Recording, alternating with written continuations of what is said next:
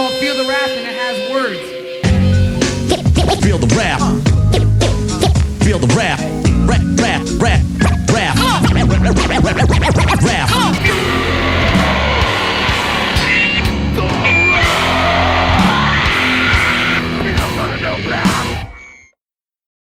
Zak1. Yo, What up? what up, Kay? Hell yeah. You're sideways, bro. I'm always sideways, bro. Living sideways.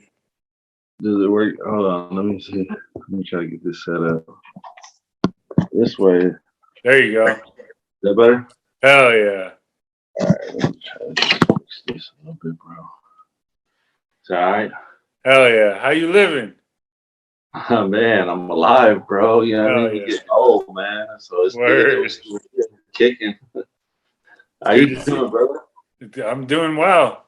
All right. Not very well after the Giants lost, but it is what it is. Yeah, that's 1-1. We ain't out of it. You know what I mean? Exactly. It's the way to look at it. We'll be back. It's nothing. Hell yeah. So, dude, I haven't seen your face in a hell of long. I've seen pictures, but I haven't talked with you in hell long.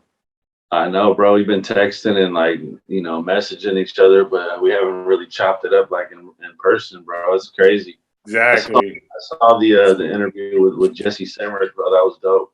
Thank you. Yeah, I appreciate it.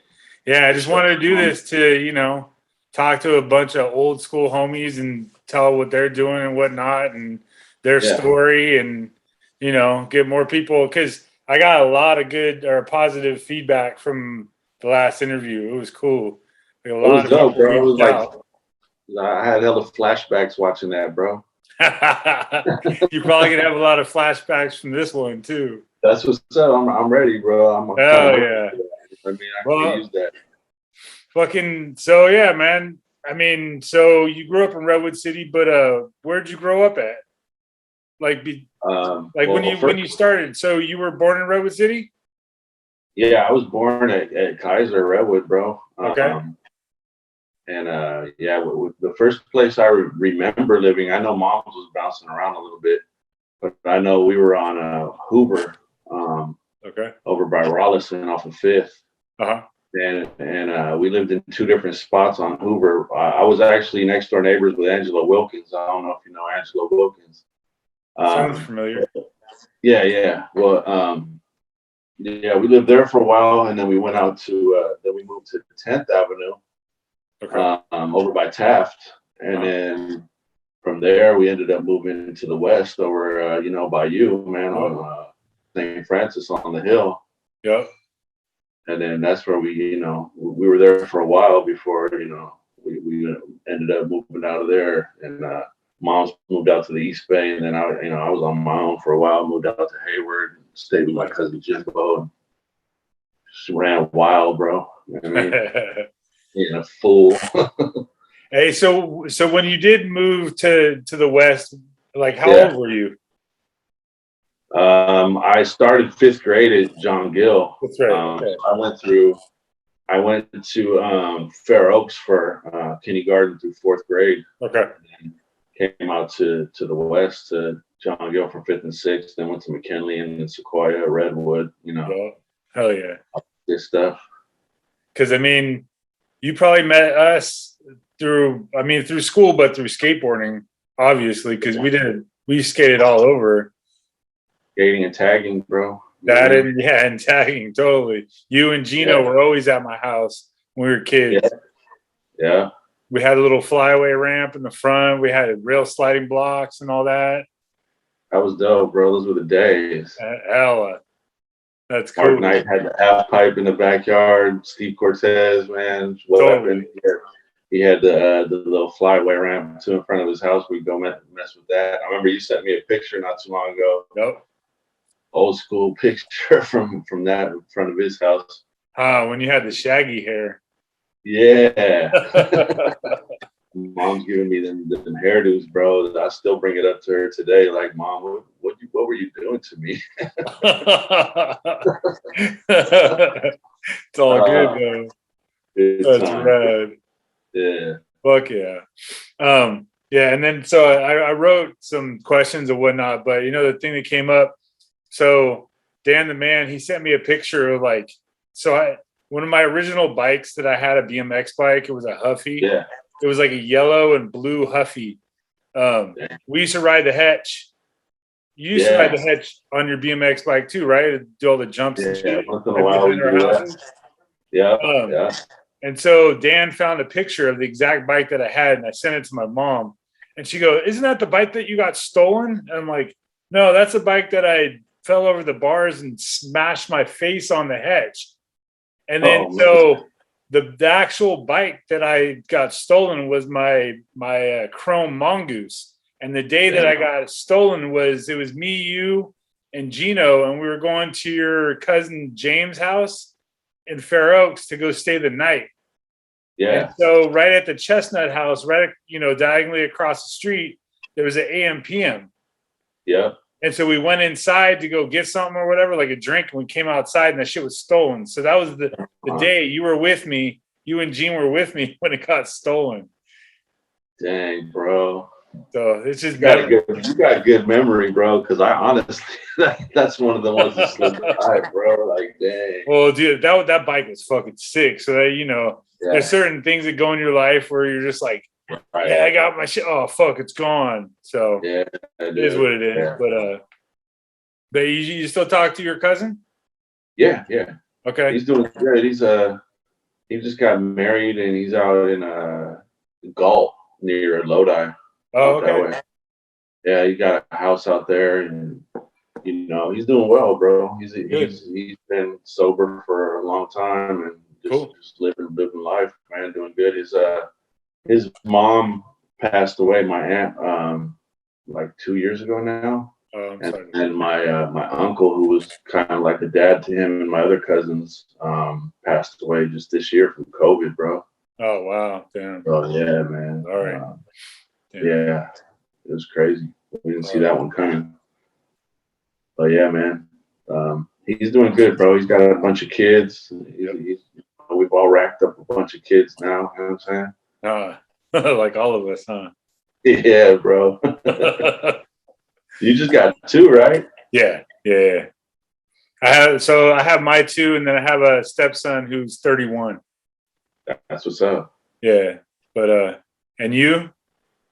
Yeah, I got 5, bro. Two stepkids, which are basically mine, bro. Like I treat them like mine, and then my son's 22 now. God damn. He'll be 23 in February. Yeah, he'll be the age that I had him in February. Wow. So I always look at his life like, man, he's doing way better than I was at his age. That's cool. And then I got a 13-year-old and a 12-year-old. My daughter Violet just turned 12 on the 2nd. She's 5 days away from me. Wow. And then so I've been warned about teenagers and about girls in particular. Bro. I haven't had to experience nothing crazy yet, but it's just the beginning. So I mean, I got my guard up, bro. I'll tell you that. It's gonna take a lot. It's gonna take a lot to get through me, bro. But stuff happens, dude. But so I also wrote down. So we used to spend summers at the summer rec. At Church of Jesus Christ, and so so to everybody that doesn't know, so summer rec was basically, it was a church that they had a place where kids could go during the summer, and they would take you to the park, they take you to Red Morton, they take you to the pool at Red Morton, we go to Marine World, we go to Great America, we go like all over the place, right? But that was. And then, so when I was growing up in John Gill, we had a breakdancing crew that was like 4th grade through 6th grade. And, during the summer, we went to summer rec, and I know you were part of it, and I believe Gene was part of it. We were like a little crew there, and we breakdanced every day. And, we had a little boom box that I used to bring. And that's when I started making my mixes, like way back then. just Heck yeah, bro. taping shit off the radio or whatever. And then The Amper was still banging back then, right? It was still Oh. 90.1 since way back then, bro. It was playing breaking hits, bro. Yeah. So, and I remember the one move that you did that always stuck with me. So we used to do breakdancing, and then people would spin on their head. But Zak did like this crazy thing where he did a head slide. Like he went up, he did a little spin, and then he slid forward on his head, and then came down. It was sick. Damn, bro. That's probably why I'm so messed up now. Yeah, dude. I remember James used to do a full out spin on his head, bro. Like some crazy one too, man. He was dope. Yeah. Oh yeah. What's a trip, bro? Is a lot of the old school cats probably don't even really know, but I got saved back in 2016, so I just been living for the Lord and whatnot, bro. But I actually went to that church, bro. Oh really? I think it was Memorial Day. Uh-huh. I always mix up Memorial Day and Labor Day, but I think it was Memorial Day. I went there. I had a day off, so it was on a Sunday, and I went through there, bro, and I was just tripping. Went there to do a service and checked it out, and I was just like, man. I asked the pastor there. I was like, hey, man, I just told him that I used to go there. I mean, who he brought up was Joel. Remember Joel? Tall Joel. Yep. Yeah. So it was. Joel. His last name started with a Q. Yeah, I don't even remember, bro. But Zoomer would know. Zoomer went to that church for a long time too, because he lived right down the street from there. Right. Yeah. Crazy. Yeah, he lived right on the other side on Roosevelt. Yeah. Well, but he lived right across from Kiwanis Park as well. Oh yeah, right on that corner. Yeah, they moved basically to the walking distance from it. Right. But yeah, that's crazy. I haven't heard Joel's name in a long time either. I know. That was the trip when dude said that. I was like, dang, Joel, man, I forgot about him. It was cool though, man. Everything just looked the same. It was the same setup, real small little service. It was cool though, man. Damn. It was chill. Yeah, my parents have pictures of me in that playground in the back of there when I was 5 or 6 years old.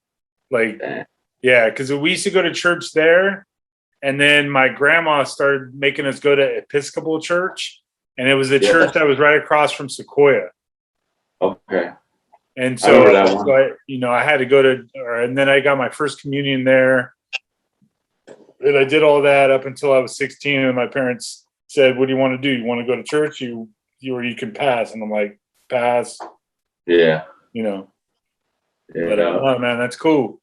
I'm glad that you're, you turned a lot of stuff around in your life, and it helped you a lot. Yeah, man. I went through some darkness, bro, and I just, that's the only way I found some salvation, bro. You know what I mean? That's good, man. I know we got a lot of old school homies that still do their thing, and nothing against them. I'm just doing what I do to get by, bro. You know what I mean? Yeah. No. Hey, it helps a lot of people, man. And if that's the one thing you could find to get through it, then so be it. I mean, good for you, man. Awesome. Right. Yeah, man. God showed up big in my life, bro. We just moved over here in Fremont. We got some of this affordable housing. Got a nice little 3-bedroom, brand new unit, never lived in. Nice. Just got a little promotion at work. Your boy's a supervisor. Congratulations. You know what I mean? Hell yeah. Good, man. Fuck it. Yeah, man. Got a new van. We're about to go to Disneyland pretty soon. Oh, sick. Hell yeah. They haven't taken a family vacation in a while, bro, so we're overdue. You know what I'm saying? Oh, yeah. I hear that. So. But, all right. So, obviously, you're an MC, and, but, what got you into that?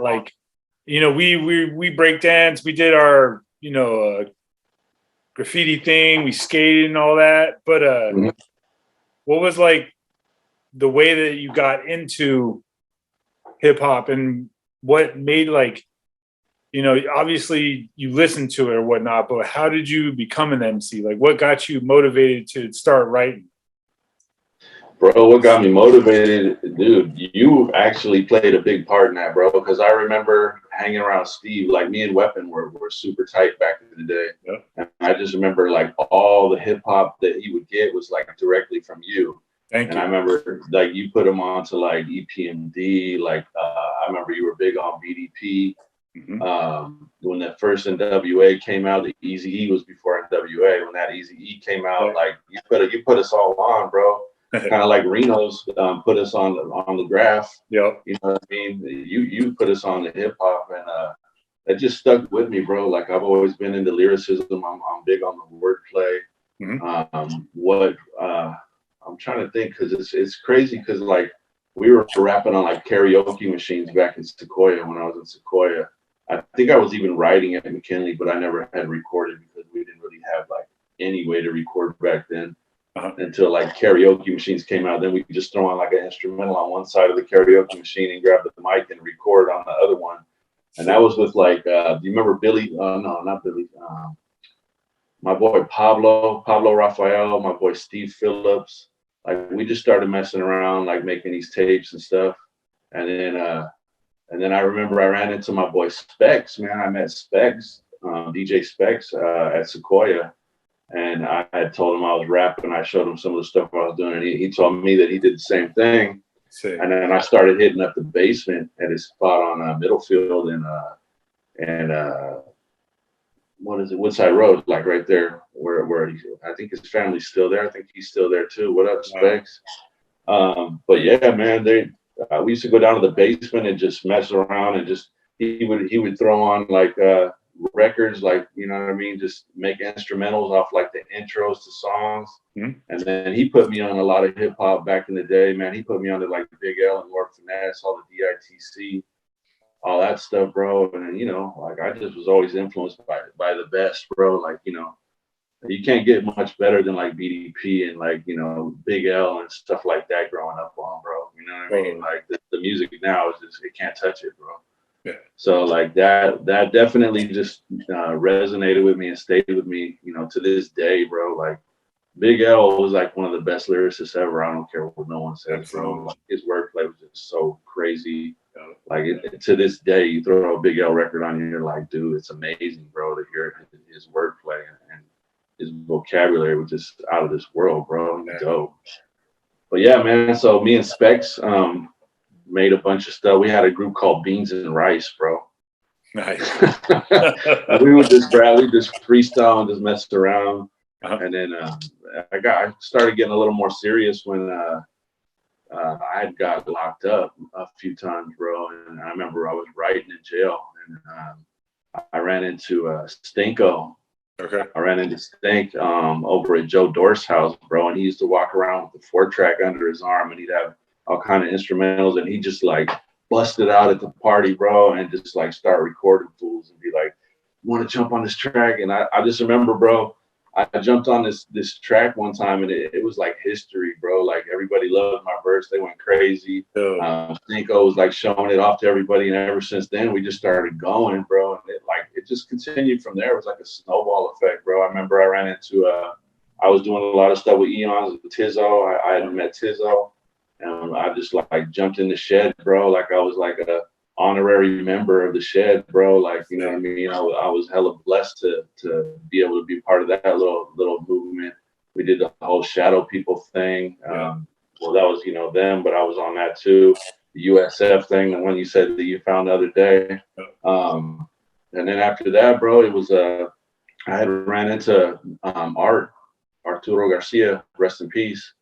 And it was the same kind of thing, bro. I showed him, we ran into each other at Seegers, and I remember I jumped in his car and I was all lit and he was lit. I think we were blowing something, and we just like were showing each other's music, you know, one another's music. And we went back since Fair Oaks, but we hadn't ran into each other, and I didn't realize that he was rapping. You know, they did the whole Factor thing and all that, and bro, we just hit it back off, like picked up right where we left off, because we were hella cool back at Fair Oaks, you know what I mean? My boy Phil Tyler, me and Art, man, we were like super tight back then. And then so like when me and Art got together, we just started that Hurtful Circle movement, man. At first it was just me and him messing around.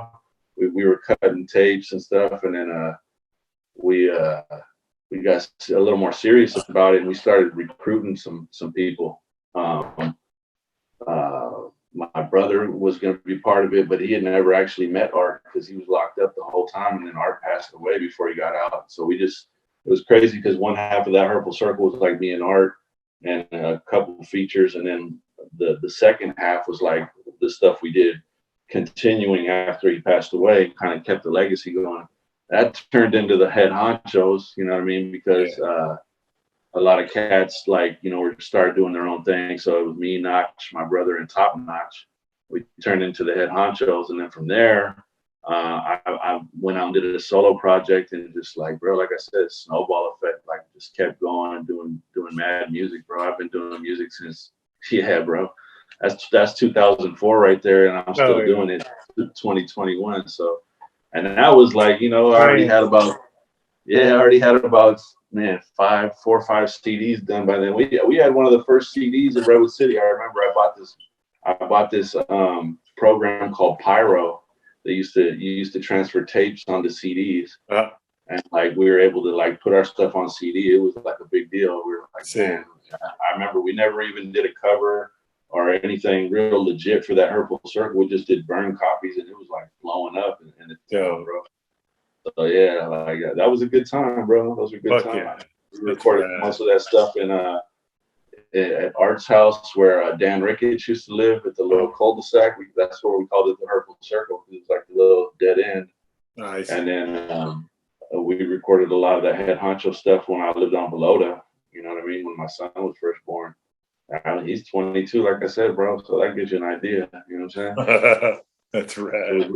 Even before that, I was rapping. So yeah, man. You know, like it's a long story, but that's history. You know yeah, absolutely. That's dope. Love to hear that. And then your current project. Well, I mean, it came out a little bit ago, but your current project with V-Boy. Yeah, my partner V. Shout out Vince Baca.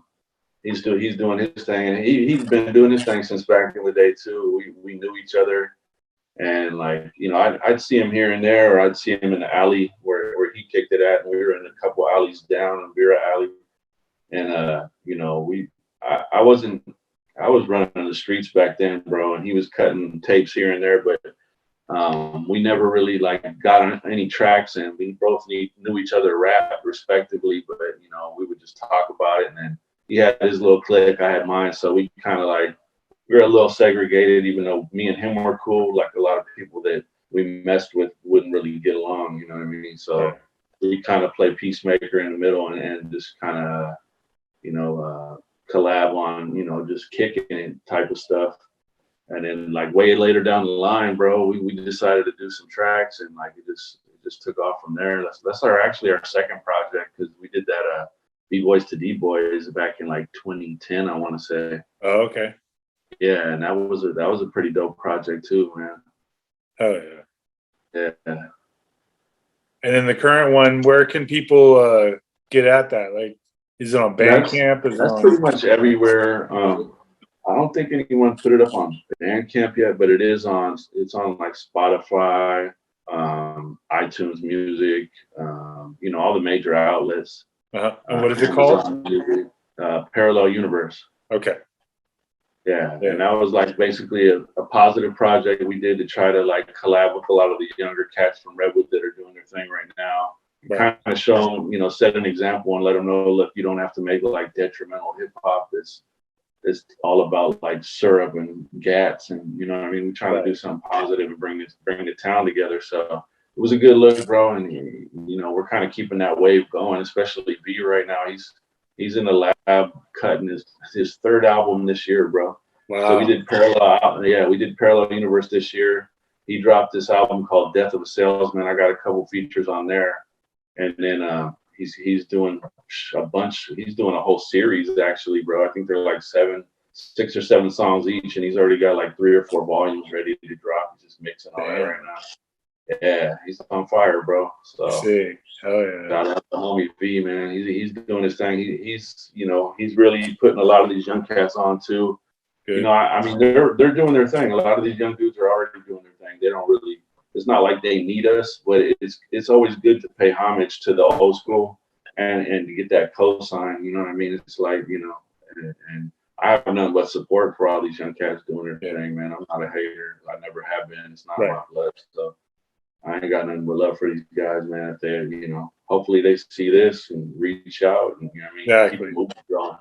It's all about, like, you know, coming up together, bro. That's the way we're going to make it. You know, Redwood's always been like people butting heads and, like, you know, people trying to be better than the next clique and all that, bro. We were just trying to dead that and try to, like, make something positive and uplifting, bro. You know what I mean? Absolutely. Yeah. Yeah. I mean, you got to help out, you know. It's kind of like the other music that all of our friends played, you know.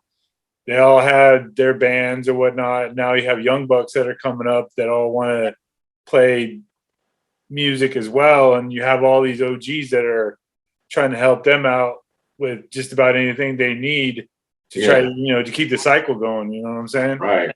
You know, and that's the way it should be in just about any type of music. Because, you know, it's unfortunate that a lot of, you know, and I'm not like, when we were growing up, you know, and this has nothing to do with rap, has nothing to do with that, but you know, when we were growing up, we had Motley Crue, we had Def Leppard, we had all this shit that was on the radio that was actually good music.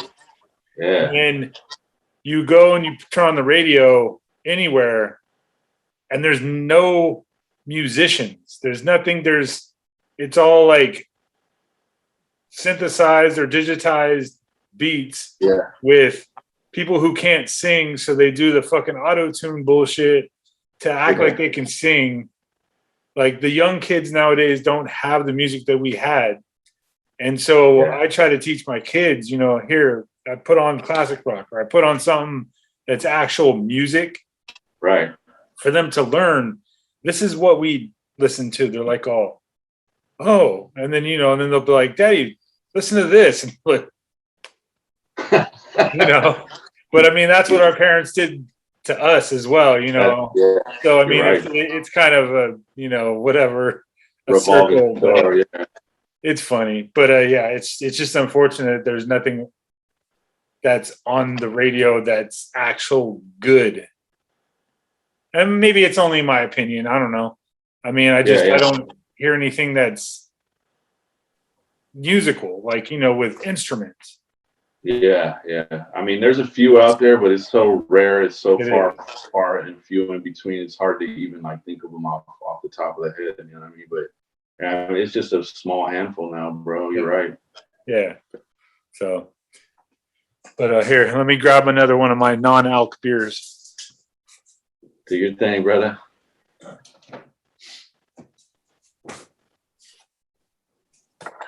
So, but and then we got to get to your top 5 albums. Yeah, you want to do that right now? Yeah, totally. So I got it on my notes. So give me a sec. I might have to. Yeah, totally. I wrote that down. I was ready for you. Hell yeah. What you sipping on, bro? Heineken 0% alcohol brew. Like, so I stopped drinking. 9 months ago? Nice, man. I went probably 7 months, and I didn't have even a sip of anything. And then I went camping. And me and camping, I continues. I mean, that's, you drink when you go camping, and yeah. So I bought some non-alcoholic Coors or whatever. And, you know, I don't drink this all the time. I drink it on the weekends, you know, when I'm just chilling. And, you know, I needed to get myself away from alcohol. Me and alcohol I've been drinking for 30 years probably. And, you know, I don't want hangovers anymore. And, you know, so I just had to get rid of it. And I finally was able to get away from it. But I enjoy the taste of beer. And, you know, this is on the new James Bond fucking commercial or whatever. But it tastes exactly like fucking Heineken. It's just there's no alcohol in it. So I'll sit around on the weekends and sip it while I watch football or whatever. You know, and then I can get up and go to work the next day and I'm completely fine. It's just like a soda. That's what's up. So, yeah, they say you're an alcoholic if you still like want to drink, right? So I know I'm an alcoholic because I still like want to drink, but I haven't drank probably like I think it's got to be at least like 12 to 13 years now, bro. Wow, good for you. Yeah, I can't even remember like what the date was when I stopped. That's how long ago it was. I just remember it was on New Year's. Hopefully I can go that long. New Year's is another year. Yeah, I mean, I'm trying to go at least a year, because I know I can do it now. I mean, I'm past the point of no return, My kids like it that, I'm don't wake up and I'm hungover and grumpy and shit. And, and so, I mean, it's a lifestyle change, and I enjoy it. I can sleep a lot better without alcohol in my system. So, hey, in the famous words of Franco, hella. Exactly. What up, Frank? That's my boy, dude. Love that dude, man. Fuck yeah. So yeah, I got the albums right here, bro. So the first, it's not in any like real order. Sure. But definitely like that Kill It Will Ice Cube album. Okay. Yeah. I don't know. Was that an EP to America's Most, or was it just the EP? I remember it was like an EP, bro. It was short. I believe it was an EP because they only had what, like 6, 7 songs or something like that. Yeah, it was dope though, bro. It was sick though. And like Gangster Fairy Tale on there, and like, bro, yeah, that was a lit album. And then like all that NWA stuff, bro. Eazy-E like was the one that kicked it off. Yep. And then NWA came, but I didn't really get into like the newer NWA stuff without Eazy and stuff like that, bro. Like like the stuff they did with who did they lose? Was it Dre? No, Ice Cube. When Ice Cube stepped out, I wasn't really into. I mean, that first NWA album was just classic. That's the one I'm referring to. And then like, do you remember when they had the little flea market at Red Morton, bro? When they used to sell bootleg tapes down there? Bro, so they had this period of time when like, because you remember we lived on St. Francis, like right across the street from the park. Yep. They had a flea market they used to do down there. And we were hella young, right? The only way that we would ever get like they used to really be serious about the parental advisory stuff. Yep. You had to actually be 18 and show ID at like Blockbuster or Warehouse or whatever to buy something. I remember the only way we would get stuff was like go steal it. You remember everybody used to gaffle at the Warehouse, bro. Remember the one on 5 Points? Exactly. Everybody used to rack there, bro. But I remember we used to go down to the little flea market they had at Red Morton, and they had bootleg tapes, and that's where I got my first. I got 3 tapes that stuck with me forever, bro. One was the Beastie Boys' "License to Ill," of course. Yep.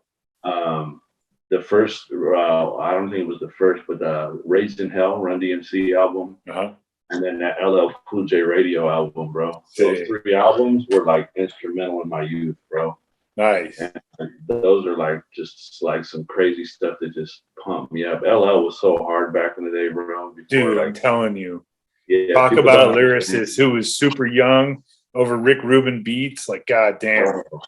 Yeah, you could not fade that dude. That album and Bad too. Yeah, those 2 albums were just crushed, way above their, way ahead of their time. Yeah. What else I got? I got the 24 Deep from Brother Lynch, bro. That album was raw. Like it was like some next level, bro. You know what I mean? Like that dude was just mania, just rapping about the craziest stuff. But totally, it was like shock value stuff. But like, man, it was just dope. You know what I mean? The beats were like dope. Yeah. And then like all the digging in the crate stuff, bro. Showbiz and AG, Diamond D, Big L, Lord Finesse. You know what I mean? Even like Grand Puba, like all that old school stuff. That's all the stuff that like Specs used to make these mixtapes off records, bro. He would just like real DJ, you know what I mean? Like mixing in stuff from like underground hip hop, bro. And I would get those tapes. That's actually how we kicked it off. He's like, yeah, I'm gonna make you a mixtape, and he shot me a mixtape, bro. And I was like, ugh, like some of that stuff I had never heard, and I was just pumped, bro. Fuck yeah. That really got me sparked up to write too. You know what I mean? But yeah, that stuff, and then like the more recent, not recent to now, but recent to that time, that actually, you know, after a little time went by, I remember that Silly Cell album, bro. Aim for That Ass. That album was hella dope, and then just of course that Nas Illmatic, bro. Yes. So those albums that I just named right there, like I could listen to any one of them like all day, every day, bro. You know what I mean? Like about that question they give you, like if you were stranded on a desert island and you only had like one tape, you whatever, like you could pick any one of them and give them to me, bro, and I'll be good. You know what I'm saying? That's awesome. Yeah. Love it. Those are classics. Especially the Illmatic, dude. The Illmatic. I mean, that's in my top 5 for sure. It is, I mean, for sure. Yeah, it's the MC part, but I mean, somehow he got all of the illest producers to produce his very first album, and just it's ultimate classic. Like it's just every single track on there is just top shelf. Dude, he had Primo, Large Professor, like Q-Tip. Q-Tip did the One Love joint. Yeah, bro. And who else did he have? I just named somebody else too. LES. LES was on there, but there was one more. Yeah, anyway, bro. Oh, Pete Rock. Yeah, bro. Yeah, that Pete Rock and CL Smooth movement, like, bro, that hip hop, that stuff is so classic, bro. Like, absolutely.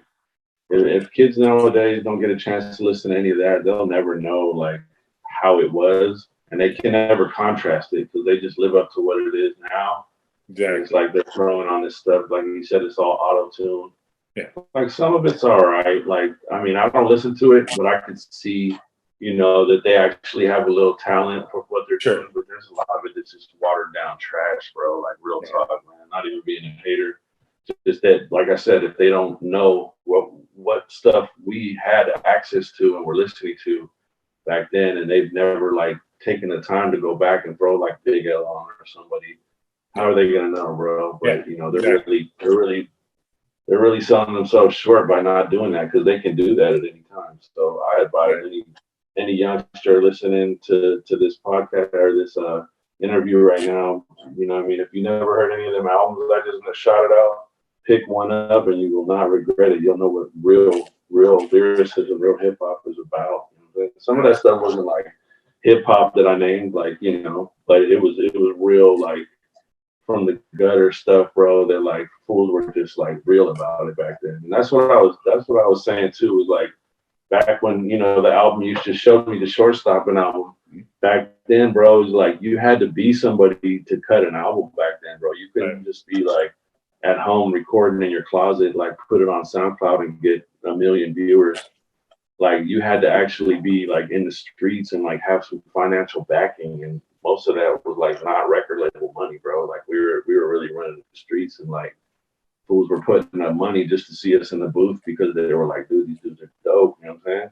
Yeah. And so like it was like ballers, bro. It wasn't like record labels. It was like, you know, gutter, bro. Like from the turf, you know what I'm saying? So like there was a lot of street credibility in all that music, bro. Like the fools nowadays just half the stuff they rap about is just like stuff that they heard secondhand, you know what I mean? It's not even like no validity to it at all. Totally. And you worked with a lot of people too that a lot of people don't know about, like that you've actually got on your tracks. Like you got Mac Dre on something. I mean, speak on that. Like speak on some big names that you've actually worked with.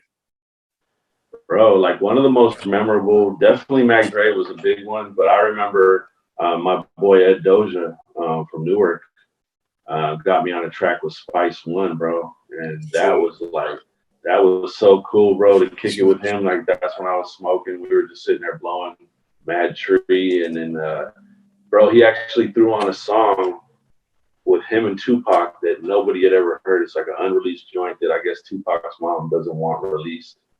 But Spice had it, and he threw it on, bro. And we were just sitting there like, bro, we're sitting here with Spice One, smoking hella weed, and just vibing out like listening to songs with him and Pac that were never released, bro. Like, who gets to do that? Like, that was so like memorable. You know what I mean? That was one of the big ones, definitely. But yeah, I've collabed with a lot of people, bro. There's even like a lot of music that I didn't end up releasing because I never got it mixed how I wanted it mixed. I see. It's just I still got archived stuff that I may just release one day, bro. But I got like I got a track with Burner. I got a track with like the Hood Stars, like a bunch of cats, you know what I mean, from the Bay that are doing their thing. Man, you know, I did the joint with Mr. Fab. That went pretty viral. That was a good one, bro. Like, yeah, I mean, I love it. One of the big ones too was I got Chinks Drugs from the Coke Boys on the East Coast featured on a track, bro. And he was blowing up. He got shot out there and died, bro. Like, man, I want to say it's at least been like 6-7 years now. Oh, damn. But he was like that. He was that dude, French Montana's like right hand man, bro. And he was like next up. And he's a way better lyricist than French, bro. Like he was like on his way up for sure. But yeah, you know, tragedy hit, bro. You know what I mean? Like it does to most, you know, a lot of talented rappers. So yeah, that was a good look, man. I remember they came out here to the Bay and we did a show with French. And Jinx was up there and I did our song. Like he didn't even know I was gonna do it. I did it like on stage right in front of him. And, he was I seen him over there nudging French like, hey, I'm on this joint, you know what I mean? So I remember we hopped in the van afterwards and we were doing this little interview thing with French and everybody was trying to bum rush the van because it was French Montana and his boys and they were hot at the time. It was like right after he signed to Diddy. And then they were like, all these people were trying to rush the van and I was in with French and them. And then I remember Chinks looking at me like, Zach, man, who's all these people, man? Get them out of here. I was like, man, yeah. I just told them all like, chill, man. I mean, I'm doing something with the homie real quick. So he did a little drop for us and stuff. But you know, that was a good time too, bro. It was a good time. And then you went out to New York with them, right? Yeah. How was it out there? It was dope, bro. Everybody show you love out there? They showed me mad love, and they still do, bro. Like my boy Joe Black is like been riding with me since I met him, bro. Like we've been through some real grimy stuff together, bro. Like he always put me on. I was out there in Jamaica, Queens with him. Like we went to the Waka Flocka video shoot out there, bro. I was like the only little white dude out there. I remember they were tripping on me, like, who's this dude? And then the homie Hollywood Haiti was out there. He's like, man, chill, he's with us. I mean, like, all right. It was cool, bro. Good times, man. Yeah. So I went to a little show out there with Chinks and them. I went out there twice. I performed out there in Spanish Harlem once too. Wow. And that was dope. Yeah, man. Hit the little radio stations out there. Did some freestyle sessions. I got some of that on SoundCloud, bro. I'll send you the link to that. You probably be loving that too. Hell yeah. Yeah. Hell yeah. Yeah, I went to Detroit too. I don't know if you had heard about that one, but I went out to Detroit and got a spoken word hip hop artist of the year for I want to say it was 2012. Okay. Yeah, it was 2012, and then yeah, my boys are all out there. Matter of fact, my boys from Detroit, shout out to 313, Beat Doctor and Blue Rilla. Them cats are tied in with Boldy James, bro. They're all like from the same. Oh, okay. Yeah, they'd be having little clips on their Instagram. They're kicking it with Boldy, and you know what I mean. Like they're all from the same hood. They're all Crips out there in Detroit. Those are my folks, man. Like they definitely showed me love out there in Detroit, man. My boy E, he was out here in Redwood for a while living, and I was showing him hella love. And all of a sudden, when he moved back to Detroit, I went out there to visit him, and it was crazy, bro. It was good times. Hell yeah, that's so cool. Yeah. I love these, dude. I love doing these interviews and just getting to talk to you and all that. It's just so fun because you get to learn so much. You know, I mean, we've known each other for a very long time, and you know, a little bit, you know, what I read or whatever, what I hear from other people, but actually getting to hear this kind of stuff from your mouth is just fucking awesome. So, bro, yeah. And I'm so glad you said yes to be able to do this. Oh yeah, I had to, bro. Like this is part of history right here. We're doing, bro. Like filling in Absolutely. people, like with you. Like there's a lot you. If you didn't even know it, then you can imagine how much like a lot of these youngsters too don't know. I got my hopes is like a lot of these youngsters will listen to this stuff too, bro. Because this like history for Redwood City. Like all the stuff you're doing, like you're like documenting all the stuff that's already been like done, said and done that people just haven't heard about. You know what I mean? So Totally. shout out to you for doing this, bro. And Thank I'm you. glad to be here and be a part of this, bro. I'm glad you included me, man. Hell yeah. Well, thanks, Zach. I really appreciate you coming on. And I'll Yeah. put the link. I'll put a link in. You and I will chop it up later. Yeah. To put some links in to the video, whatnot, so where they can Yeah. find your music or where they can find anything else. Good. Again, thank you very much for taking your time to talk. It's fucking always cool to chop it up, you know, even though we only chop it up with text. But thank you. I just appreciate your time. No doubt, bro. Thanks for having me, bro. Appreciate Absolutely. you, man. And we'll keep in touch for sure. Off the top. Right on. Thanks, Zach. Appreciate it. Right on, Curly. Stay up, keep doing your thing, brother. Much love. Hell yeah. Peace.